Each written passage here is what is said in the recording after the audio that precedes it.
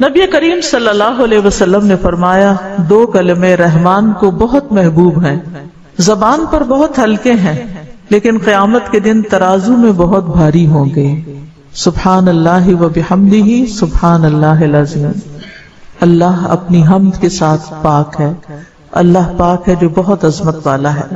تو جیسے ہم جانتے ہیں کہ نفلی عبادت میں افضل عمل اللہ کا ذکر ہے، تو یہاں پر اس ذکر کی خاص شکل بتائی گئی کہ اللہ تعالیٰ کی حمد و ثنا اور پاکی بیان کرنا۔ سبحانہ کا مطلب کیا ہوتا ہے کہ وہ پاک ہے۔ تو جس کلام میں، جس ذکر میں اللہ تعالیٰ کی پاکی بیان کی جائے، تسبیح بیان کی جائے اور حمد و ثنا بیان کی جائے، وہ اللہ تعالیٰ کا چنا ہوا کلام ہے۔ رسول اللہ صلی اللہ علیہ وسلم سے سوال کیا گیا کون سا کلام افضل ہے؟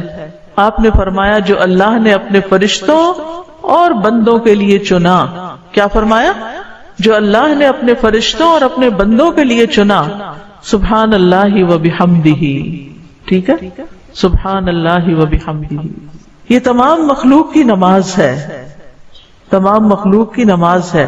نوح علیہ السلام کی وفات کا وقت جب آیا تو انہوں نے اپنے بیٹے سے فرمایا کہ میں تمہیں ایک وصیت کر رہا ہوں، 2 باتوں کو کرنے کا حکم دیتا ہوں، 2 باتوں سے روکتا ہوں۔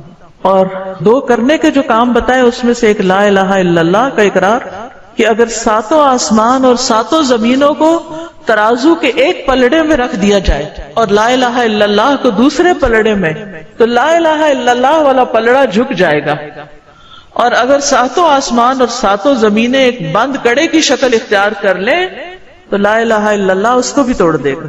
اتنی طاقت ہے اس کلام کے اندر۔ اور دوسرا یہ کہ سبحان اللہ و بحمدہ کا ورد کرتے رہنا، کیونکہ یہ ہر چیز کی نماز ہے اور اس کے ذریعے مخلوق کو رزق ملتا ہے۔ اور میں تمہیں شرک اور تکبر سے منع کرتا ہوں، یہ 2 منع کرنے والی چیزیں۔ اسی طرح ان کلمات کو اگر کوئی 100 دفعہ دن میں پڑھے تو اس کے گناہ مٹ جاتے ہیں، گناہ جھڑ جاتے ہیں، چاہے سمندر کی جھاگ کے برابر ہی کیوں نہ ہو۔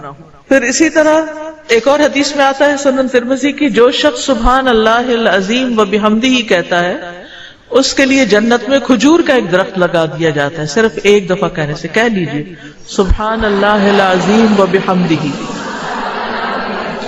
اللہ کے راستے میں سونا خرچ کرنے سے بہتر ہے۔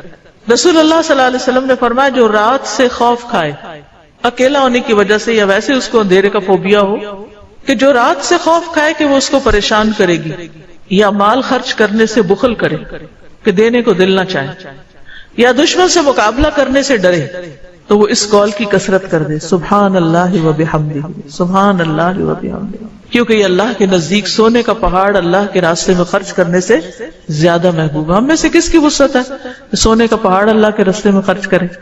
نہیں کر سکتے۔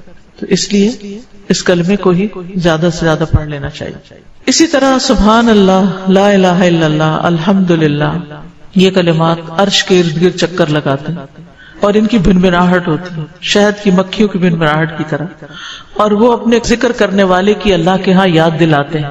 تو آپ نے فرمایا کیا تم میں سے کوئی یہ پسند نہیں کرتا کہ اس کے لیے کوئی ایسا ہو جو ہمیشہ اللہ کے ہاں اس کی یاد دلائی جاتے رہے؟ یعنی کوئی ایسا طریقہ ہو کہ ہمیشہ عرش کے ارد گرد آپ کا ذکر ہوتا رہے۔ قیامت کے دن بھی انسان کا بچاؤ کریں گے، یعنی جہنم سے بچانے کے لیے سبحان اللہ والحمد للہ ولا الہ الا اللہ واللہ اکبر۔ پھر اہل جنت کا ذکر کیا ہوگا؟ ان کے سانس کے ساتھ ان کو تسبیح و تحمید سکھا دی جائے گی کہ بولنا بھی نہیں پڑے گا، سانس لیں گے اور سانس کے ساتھ اللہ کا ذکر جاری ہو جائے گا۔ یہ جو احادیثوں نے بیان کی، یہ آپ کے پاس کارڈ ہونا چاہیے تسبیحات کی فضیلت والا، اس میں لکھی ہوئی ہیں، دوسروں کے ساتھ بھی شیئر کریں، اور خاص طور پر بچوں کو ذکر کرنا سکھائیں۔ ان کے اندر بھی ایک کامنس آتی ہے، ایک سکینت آتی ہے۔ ہم بعض اوقات یہ سوچتے ہیں یہ تو بچے ہی ہیں، ابتدائی عمر سے، چھوٹی عمر سے کہ چلو یہ پڑھو، انگلیوں پہ گنتے ہیں، اچھا تم نے کتنی دفعہ پڑھ لی، کتنے جنت میں درخت لگائے، تو آہستہ آہستہ ان کو عادت ہو جاتی ہے۔